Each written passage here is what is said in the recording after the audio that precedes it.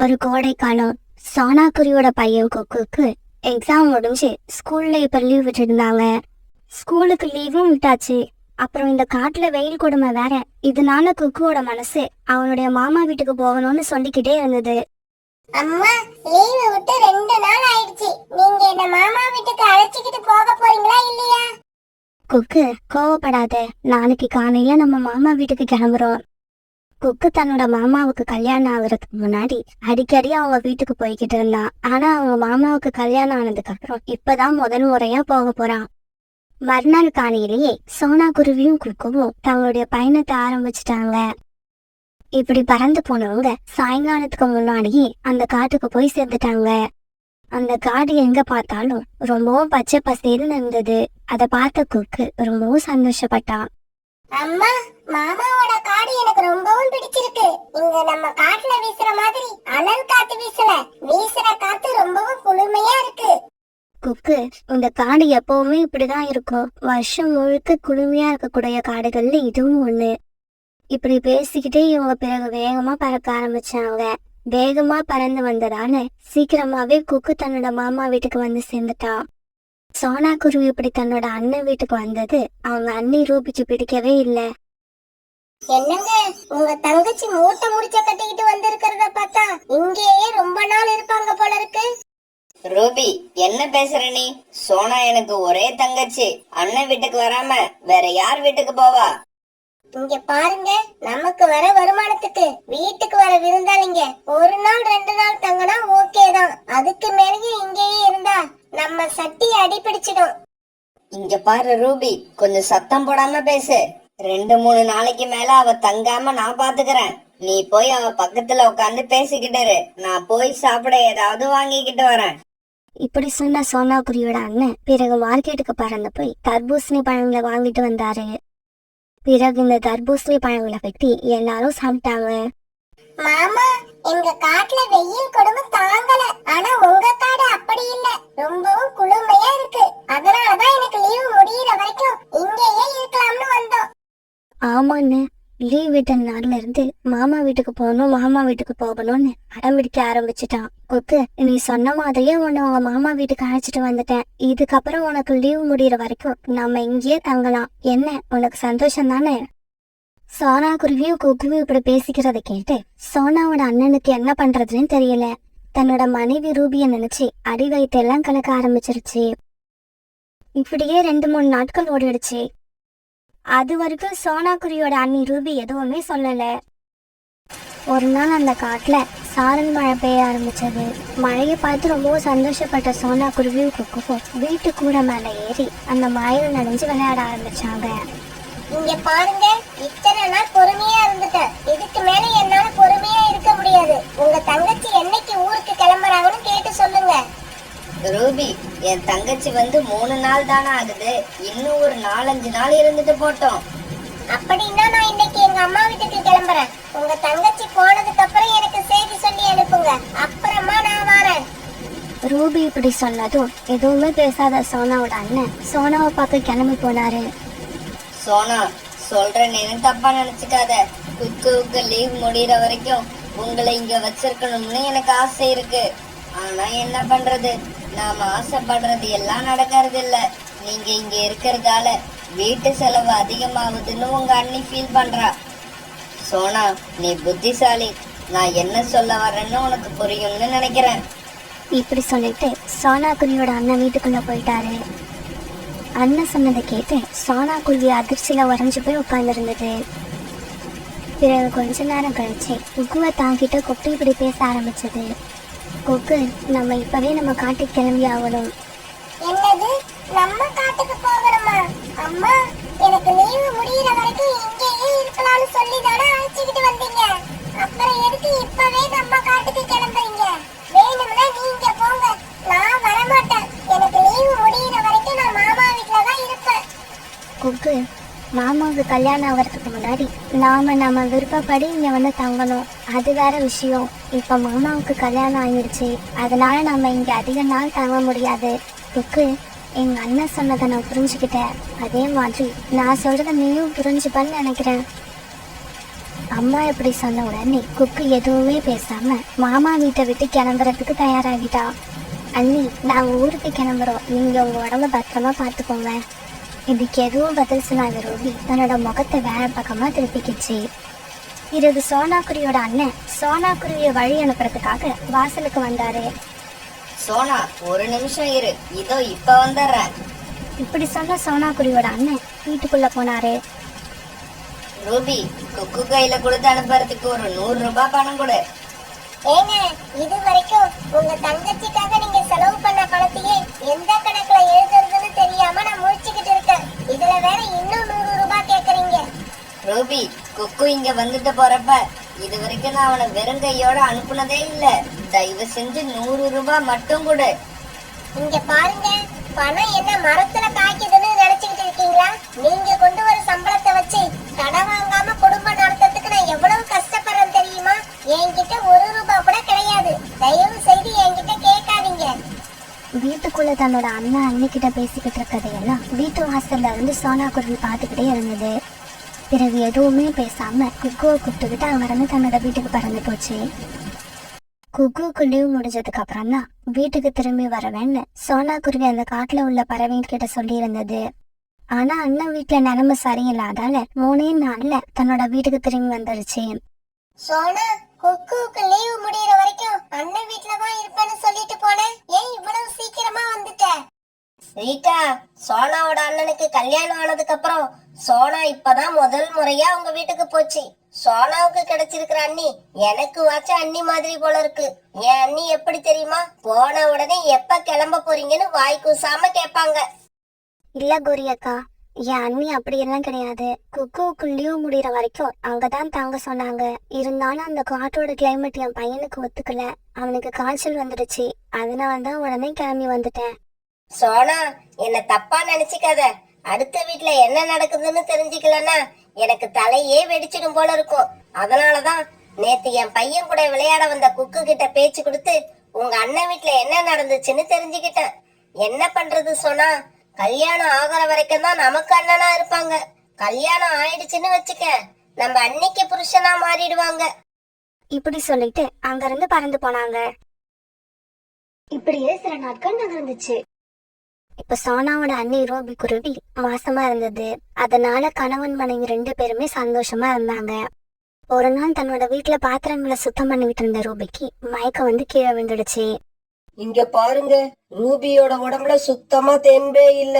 Ruby முட்டையிடுற வரைக்கும் bed ரெஸ்ட்ல தான் இருக்கணும். அப்பதான் தாயோட உயிருக்கும் குழந்தையோட உயிருக்கும் எந்த ஆபத்தும் வராம இருக்கும். இவள ரொம்பவும் ஜாக்கிரதையா கவனிச்சுக்கோங்க. இப்படி சொல்லிட்டு பறந்து டாக்டர் அங்க இருந்து பறந்து போயிட்டாங்க. டாக்டர் போனதுல இருந்து சோனாவோட அண்ணனும் ரூபியும் ரொம்பவும் பயந்து போயிருந்தாங்க. என்னங்க, நான் என்னோட அக்காவுக்கு போன் பண்ணி இப்பவே வர சொல்ல போறேன். அக்கா வந்தாதான் என்ன பத்திரமா பாத்துப்பா. இப்படி சொன்ன ரூபி உடனே தன்னோட அக்காவுக்கு போன் பண்ணுச்சு. ஆனா ரூபியோட அக்கா தங்கச்சி சொன்னதை கேட்டுட்டு இப்படி பேச ஆரம்பிச்சாங்க. இங்க பாரு ரூபி, நான் சொல்றத புரிஞ்சுட்டேன். இப்ப நானே இங்க கூலி வேலைக்கு தான் போறேன். ஒரு நாள் சம்பளம் 400 ரூபாய். நான் அங்க வந்து உன்னை பாத்துக்கிட்டேன்னா உன்னால அந்த 400 ரூபாயை தர முடியுமா? கண்டிப்பா கொடுக்க முடியாது. அதுவும் எனக்கு தெரியும். சாரிடி ரூபி, நீ வேற ஏதாவது ஏற்பாடு பண்ணிக்க. இப்படி பேசின ரூபியோட அக்கா என்னால உன் வீட்டுல வந்து தங்க முடியாதுங்கிறத தெளிவா எடுத்து சொல்லிடுச்சு. தன்னோட அக்கா மேல ரொம்பவும் நம்பிக்கை வச்சிருந்த ரூபி அக்கா இப்படி சொன்ன உடனே என்ன பண்றதுன்னு தெரியாம திவிச்சு போய் உட்கார்ந்துருந்தது. ரூபி, அந்த போனை இப்படி கூட நான் என்னோட தங்கச்சி சோனாவுக்கு ஒரு போன் பண்ணி பாக்குறேன். ஏன்னா நாம கஷ்டத்துல இருக்கிறப்பதான் நல்ல உறவுகளை நம்மளால அடையாளம் காண முடியும். இப்படி சொன்ன சோனாக்குருவியோட அண்ணன் உடனே சோனாக்குருவிக்கு போன் பண்ணி பேசினாரு. அப்படியா, அன்னைக்கு வேற எதுவும் காயம் இல்லையே? கவலைப்படாத அண்ணன், நாளைக்கு காலையில நான் அங்க இருப்பேன். சோனாக்குருவி சொன்ன மாதிரி மறுநாள் காலையில அவங்க அண்ணன் வீட்டுல இருந்தது. சோனா, நீ மட்டும் வந்திருக்க, உன்னோட பையன் குக்கு எங்க? அண்ணன், அவனுக்கு இப்ப ஆஃப் இயர்லி எக்ஸாம் நடந்துகிட்டு இருக்கு. அதனால கௌரி அக்கா வீட்டுல விட்டுட்டு வந்திருக்கேன். எக்ஸாம் முடிஞ்ச பிறகு நான் போய் அவனை அழைச்சிட்டு வந்துடுறேன். சோனா, உங்க காட்டுல நீ கூலி வேலை பாத்துக்கிட்டு இருந்த, இப்ப எனக்காக இங்க வந்துட்ட. இதனால உனக்கு கிடைக்க வேண்டிய வருமானம் கிடைக்காம போயிடும் தானே? அப்படியெல்லாம் இல்ல அண்ணன், வேலையை எங்க காட்டுல தான் பார்க்கணும்னு இல்ல, நான் இங்க கூட கூலி வேலைக்கு போக போறேன். ஆனா வேலைக்கு போறதுக்கு முன்னாடி அன்னைக்கு செய்ய வேண்டிய எல்லா வேலையையும் முடிச்சு வச்சுட்டு தான் கிளம்புவேன். அப்புறம் வேலையை விட்டு வந்ததுக்கு அப்புறம் மறுநாள் காலையில வேலைக்கு கிளம்புற வரைக்கும் அன்னி கூடவே இருப்பேன். அவங்கள எந்த வேலையும் செய்ய விட மாட்டேன். அப்புறம் ஒரு முக்கியமான விஷயம், அன்னியோட மெடிக்கல் செலவுக்காக எங்கேயும் கடன் வாங்கிடாத. என்னோட சம்பளத்தை வச்சு எப்படியாவது அட்ஜஸ்ட் பண்ணிக்கலாம். சோனா குருவி இப்படி பேசுனதை கேட்டு சோனா குருவியோட அண்ணன் கண்ணிலிருந்து ஆனந்த கண்ணீர் வந்துச்சு. அதே சமயம் சோனா குருவியோட அண்ணி ரூபி அவமானத்துல குறுகி போய் தலையை குனிஞ்சுக்கிட்டு நின்னது. அண்ணி, என்ன மன்னிச்சிடுங்க.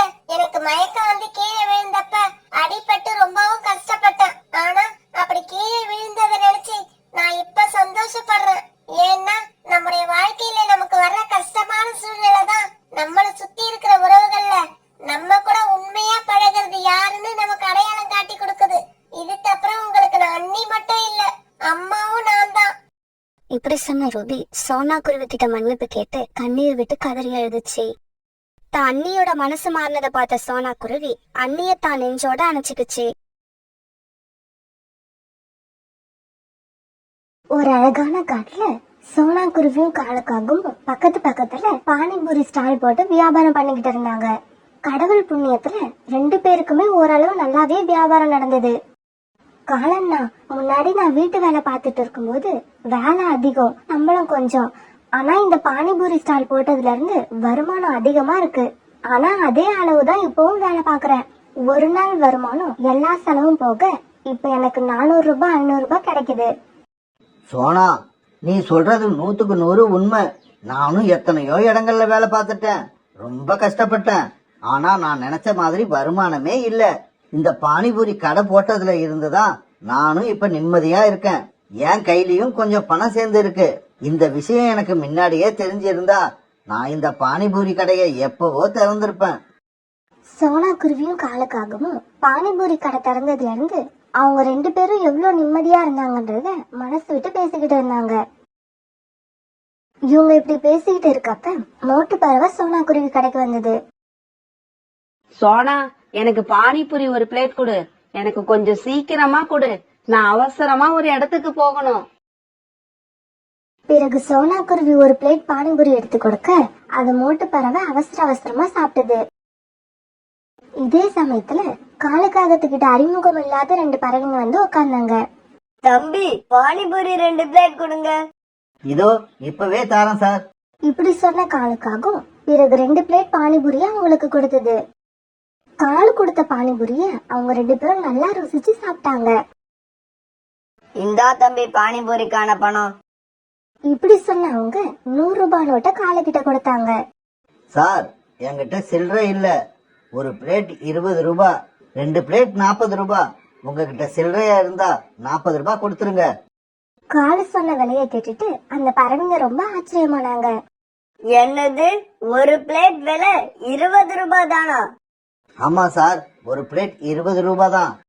இந்தா தம்பி 40 ரூபா, இத வச்சுக்க. இப்படி சொன்ன அந்த பறவைங்க 40 ரூபாய காலு கிட்ட கொடுத்தாங்க. தம்பி, நாங்க கடற்கரைக்கு பக்கத்துல இருக்கிற நகரத்துல இருந்து வரோம். எங்க சிட்டில எல்லாம் பானிபூரி ஒரு பிளேட் 50 ரூபாய். இங்கேயும் அதே விலைன்னு நினைச்சு கொடுத்துட்டோம். இப்படி சொன்ன அந்த பறவைங்க பிறகு அந்த இடத்தை விட்டு பறந்து போனாங்க. ஆனா இது வரைக்கும் சந்தோஷமா இருந்த காலுக்காகத்தோட மனசு இப்ப சோகமாயிடுச்சு. அடடா, நாம மட்டும் அந்த நகரத்துல கடை வச்சிருந்தா இங்க 20 ரூபாய்க்கு விக்கிற பிளேட்ட அங்க 50 ரூபாய்க்கு வித்திருக்கலாம். எனக்கு கிடைக்கிற லாபமும் 2 மடங்குக்கு மேல அதிகமா வரும். இப்படி அன்னைக்கு சாயங்காலம் வரைக்கும் யோசிச்சுக்கிட்டே இருந்த காலுக்காகும் இரவு கடையை மூடிட்டு வீட்டுக்கு போனதுக்கு அப்புறம் தான் மனைவி கோரி கிட்ட நடந்தது எல்லாத்தையும் சொல்லுச்சு. கோரி, உனக்கு இப்ப புரியுதா? நகரத்துல மட்டும் நாம கடை வச்சோம்னா இங்க கிடைக்கிற அந்த 500 ரூபாய் லாபம் அங்க போனா 1000 ரூபாயா மாறிடும். காலுஜி, இதுல யோசிக்கிறதுக்கு என்ன இருக்கு? நீங்களும் உடனே நகரத்துக்கு கிளம்புங்க. அங்க போனா இவ்வளவு லாபம் வரும்னு தெரிஞ்சதுக்கு அப்புறமும் நாம இங்கேயே இருக்கிறது பெரிய முட்டாள்தனம். கோரி, நீ என்ன உண்மையாதான் சொல்றியா? இங்க உள்ள பானிபூரி கடையை மூடிட்டு நான் நகரத்துக்கு போய் வியாபாரம் செய்யட்டா? ஆமா காலுஜி, உண்மையாதான் சொல்றேன். நீங்க நகரத்துக்கு கிளம்புங்க. நகரத்துல இருந்து வர்றப்ப எனக்கு தங்கத்துல வளையல், நெக்லஸ் எல்லாம் வாங்கிட்டு வாங்க. ஏன்னா அப்ப அந்த அளவுக்கு உங்ககிட்ட பணம் சேர்ந்திருக்கும். கோரி இப்படி சொன்ன உடனே காலுக்காகவும் கருப்பண்ணில மிதக்க ஆரம்பிச்சது. ஆமாம் கோரி, அதுதான் சரி. நான் நாளைக்கே நகரத்துக்கு கிளம்புறேன். பிறகு இப்படி நகரத்துக்கு போறத பத்தி பேசிக்கிட்டே இருந்த காலுக்காகவும் கோரிக்காகவும் அப்படியே படுத்து தூங்கிட்டாங்க. மறுநாள் பொழுது விடிஞ்சிச்சு. சோனா குருவி கடையை திறந்து ரொம்ப நேரம் ஆகியும் காலுக்காவும் கடையை திறக்கவே இல்ல. என்ன ஆச்சு இன்னைக்கு? காலண்ணா எப்பவுமே எனக்கு முன்னாடியே கடையை திறந்து வச்சிருப்பாரு. இன்னைக்கு இவ்ளோ நேரம் ஆகியும் வரவே இல்லையே. ஏதாவது முக்கியமான வேலையா இருக்கும். அதனாலதான் காலண்ணா கடைக்கு வரல. சோனா குருவி இப்படி நினைச்சுக்கிட்டு இருக்கும்போது காலுக்காக அங்க வந்தது. காலண்ணா, இன்னைக்கு எதுக்காக கடை திறக்கல? உங்களோட கஸ்டமர் எல்லாம் வந்து ஏன் கடை திறக்கலன்னு கேட்டுட்டு போறாங்க. சோனா, இனிமே நான் என்னோட பானிபூரி கடையை இங்க திறக்கிறதா இல்ல. நான் கடற்கரைக்கும் பக்கத்துல உள்ள நகரத்துக்கு போய் அங்க பானிபூரி வியாபாரம் பண்ண போறேன். அங்க போய் வியாபாரம் பண்ணுனா இங்க கிடைக்கிற லாபத்தை விட 2 மடங்கு தாண்டி அதிகமா கிடைக்கும். காலண்ணா, நான் சொல்றது ஒரு நிமிஷம் கேளுங்க. மனசுல தேவையில்லாத ஆசை வளர்த்துக்கிட்டு நகரத்து பக்கம் போய் கஷ்டப்படாதீங்க. கிடைக்கிற லாபம் கொஞ்சமா இருந்தாலும் இங்க இருந்தா குடும்பத்தோட மனசு நிம்மதியா வாழலாம். சோனா, நான் இங்க வந்ததே உனக்கும் இந்த ஐடியாவை சொல்லி உன்னையும் அழைச்சுக்கிட்டு போலான்னு தான் நினைச்சேன். ஆனா நீ என்னடானா என்னையும் இங்கேயே இருக்க சொல்ற. இல்ல காலண்ணா, நாங்க வரல. எனக்கு இந்த கிராமத்துல கிடைக்கிற லாபமே போதுமானது. மனசு நிம்மதியாவும் சந்தோஷமாவும் இருக்க. சோனா, உன்கிட்ட சொல்றதுக்காக நான் இங்க வந்தேன் பாரு. வந்ததே வேஸ்ட். உனக்கெல்லாம் எவ்வளவு சொன்னாலும் புரியாது. நான் நகரத்துல இருந்து நிறைய சம்பாரிச்சுக்கிட்டு திரும்பி வருவேன் பாரு. அப்ப என்ன பார்த்து நீ பொறாம தான் பட போற. இப்படி சொன்ன காலுக்காகவும் பிறகு அங்கிருந்து பறந்து போச்சு. பிறகு மறுநாள் காலுக்காக நகரத்துக்கு கிளம்ப தயாராகிட்டு இருந்தது. காலுஜி, நகரத்துக்கு போய் பானிபூரி வியாபாரத்தை நல்லா திறமையா பண்ணுங்க. அப்புறம் நிறைய லாபம் கிடைச்சோன்னே என்ன மறந்துடாதீங்க. காலு, உன் கடையில உன் கையால பானிபூரி சாப்பிடுறது ரொம்ப சுவையாவும் டேஸ்டாவும் இருக்கும். இனிமே நான் அந்த மாதிரி பானிபூரி எப்பதான் சாப்பிட போறேனோ. புறா, கவலைப்படாத. உனக்கு எப்ப என் கையால பானிபூரி சாப்பிடணும் போல ஆசையா இருக்கோ, பஸ் ஏறி நகரத்துக்கு வந்துரு. நான் உனக்கு காசு வாங்காம இலவசமா பானிபூரி தாரேன். காலண்ணா, இங்க எப்படி சுவையான பானிபூரி தயாரிச்சு கொடுத்தீங்களோ அதே மாதிரி நகரத்திலயும் நல்ல வியாபாரம் பண்ணிட்டு வாங்க. சரி சரி, எனக்கு பஸ்ஸுக்கு டைம் ஆகுது. உங்ககிட்ட இப்படியே பேசிக்கிட்டு இருந்தேன்னா கடைசியா நான் பஸ்ஸை விட்டாலும் விட்டுருவேன். இப்படி சொன்ன காலுக்காகவும் பிறகு நகரத்துக்கு போகிறதுக்கான பஸ் தேடி பறந்து போச்சு. பிறகு பஸ் ஏறி நகரத்துக்கு வந்து சேர்ந்த காலுக்காகவும் முதல் வேலையா தனக்காக ஒரு ரூம வாடகைக்கு பார்த்தது. என்னது, ஒரு ரூம் மட்டும்தான் இருக்கு? அப்புறம் அட்டாச் லெட்ரின் பாத்ரூம் கூட இல்ல. எல்லாமே காமனா கட்டி வச்சிருக்கீங்க. இந்த ரூமுக்கு வாடகை 5000 ரூபாயா? 2000 ரூபாய்க்கு நான் எங்க ஊர்ல தனி வீடே வாடகைக்கு எடுப்பேன். காகமே, என்ன பைத்திய மாதிரி பேசிக்கிட்டு இருக்க? 5000 ரூபாய்க்கு 1 ரூபாய் குறைஞ்சாலும் உனக்கு இந்த ரூம் வாடகைக்கு கிடையாது. ஐயா, என்ன இவ்வளவு கரெக்டா பேசுறீங்க? எனக்காக ஒரு 2000 ரூபாய் குறைச்சுக்கிட்டு 3000 ரூபாய்க்கு இந்த ரூமை எனக்கு வாடகைக்கு கொடுங்க. இங்க பார், இஷ்டம் இருந்தா இரு, இல்லன்னா கிளம்பி போய்கிட்டே இரு. இந்த ரூமை பார்க்க இன்னும் 10 நிமிஷத்துல வேற பார்ட்டி வருது. உனக்கு ஒரு விஷயம் தெரியுமா? இந்த ஏரியாவுல ஒரு ரூம் இந்த வாடகைக்கு விடுறது நான் மட்டும்தான். வேற நீ எங்க போனாலும் 6000 ரூபாய்க்கு குறைஞ்சு ரூமே கிடையாது. அந்த ஓனர் இப்படி சொல்லவே பிறகு வேற வழி இல்லாத காலுக்காகவும் அந்த வீட்டுல வாடகைக்கு இருக்க ஒத்துக்குச்சு. ஐயா, கவலைப்படாதீங்க. மாசம் முடிஞ்ச உடனே உங்களோட வாடகை உங்களுக்கு கரெக்டா வந்து சேர்ந்துரும். வாடகை வர்றதெல்லாம் இருக்கட்டும், 2 மாசத்து வாடகை அட்வான்ஸா கொடு. பிறகு காலுக்காகவும் 2 மாசத்து வாடகை அட்வான்ஸா கொடுத்தது. பிறகு மறுநாள் காலுக்காக தன்னோட பானிபூரி வியாபாரத்தை அந்த நகரத்துல ஆரம்பிச்சது. தம்பி, பானிபூரி ஒரு பிளேட் எவ்வளவு? பாட்டி, விலையெல்லாம் ஒன்றும் அதிகம் கிடையாது. ஒரு பிளேட் 50 ரூபாய் தான். உங்களுக்கு எத்தனை பிளேட் வேணும்? எனக்கு ஒரு பிளேட் கொடுப்பா, நான் அதை சாப்பிடுறதே அதிகம். பிறகு பானிபூரி சாப்பிட வந்த வயதான பறவை பணத்தை கொடுத்துட்டு பறந்து போச்சு. அன்னைக்கு வியாபாரத்தை முடிச்சிட்டு இரவு தன்னோட ரூமுக்கு வந்த காலுக்காகவும் வியாபாரம் ஆன பணத்தை எண்ணி பார்த்தது. பணத்தை எண்ணி பார்த்தப்ப அதுல மொத்தமே 500 ரூபாய் தான் வியாபாரம் ஆகியிருந்தது. என்ன இது, ரொம்பவும் குறைவா வியாபாரம் இருக்கு. சரி சரி, இன்னைக்கு முதல் நாள் தானே, போக போக வியாபாரம் எப்படியும் பிக்கப் ஆயிடும். இப்படி யோசிச்சுக்கிட்டு பிறகு காலுக்காக தன்னோட ரூம்ல படுத்து தூங்கிடுச்சு. மறுநாள் பொழுது விடிஞ்சிச்சு. மறுநாள் காலையில எழுந்திரிச்ச காலுக்காகவும் பிறகு காய்கறி வாங்க கடைக்கு போச்சு. ஐயா கடைக்காரரே, எனக்கு 1/4 கிலோ கத்திரிக்காயும் 1/4 கிலோ வெங்காயமும் கொடுங்க. காலுக்காக இப்படி கேட்ட உடனே கடைக்கார கிளி காலுக்காக கேட்ட பொருட்களை எல்லாம் ஒரு பையில போட்டு கொடுத்தது. பிறகு காலுக்காக கடைக்கார கிளி கிட்ட 10 ரூபாய கொடுக்க அதை பார்த்த அந்த கிளி காலுக்காகத்தை பார்த்து இப்படி கேட்டது. தம்பி, நீ வாங்கின காய்கறிக்கு 50 ரூபாய் ஆச்சு, இன்னும் பாக்கி 40 ரூபாய் எடு. என்ன இருந்தாலும் நகரத்துல விலைவாசி எல்லாம் ரொம்ப அதிகமா தான் இருக்குது. இப்படி சொன்ன காலுக்காகவும் பிறகு வேற வழி இல்லாம 40 ரூபாய கடைக்காரர்கிட்ட கொடுத்துட்டு அங்கிருந்து கிளம்பி போச்சு. என்ன இது, கோரி கிட்ட இருந்து வாங்கிட்டு வந்த எல்லா பணமும் காலி ஆயிடுச்சு. இப்ப மீதி பொருட்கள் வாங்க பணத்துக்கு என்ன பண்றது? சரி சரி, இன்னைக்கு பானிபூரி நிறைய வியாபாரம் ஆகும்னு நம்புவோம். அப்படி நடந்தா நம்ம கையில நிறைய பணம் வந்து சேர்ந்துரும். இப்படி நினைச்ச காலுக்காகவும் பிறகு அன்னைக்கான வியாபாரத்தை கவனிக்க ஆரம்பிச்சது. காலுக்காக நினைச்ச மாதிரியே அன்னைக்கு பானிபூரி வியாபாரம் நல்லாவே நடந்தது. பிறகு வியாபாரம் ஆன பணத்தை எடுத்துக்கிட்டு காலுக்காக தன்னோட ரூமுக்கு கிளம்ப போறப்ப அங்க 2 போலீஸ் சொன்னாங்க. தம்பி, என்ன நீ பாட்டுக்கு வார, வண்டிய போடுற, வியாபாரத்தை பாக்கற, முடிஞ்ச உடனே வீட்டுக்கு போற. இப்படி நீ போய்கிட்டே இருந்தா எங்களை யாரு கவனிக்கிறது? கவனிக்கணுமா? யார் கவனிக்கணும்? உங்களுக்கு கல்யாணம் ஆகலன்னா உங்க அம்மா உங்களை கவனிக்கணும். ஒருவேளை உங்களுக்கு கல்யாணம் ஆகி இருந்தா உங்க மனைவி தான் உங்களை கவனிக்கணும். தம்பி, என்ன கிண்டலா? இந்த மாசத்துக்கான மாமூல் பணம் 1000 ரூபாயை எடு. என்னது 1000 ரூபாயா?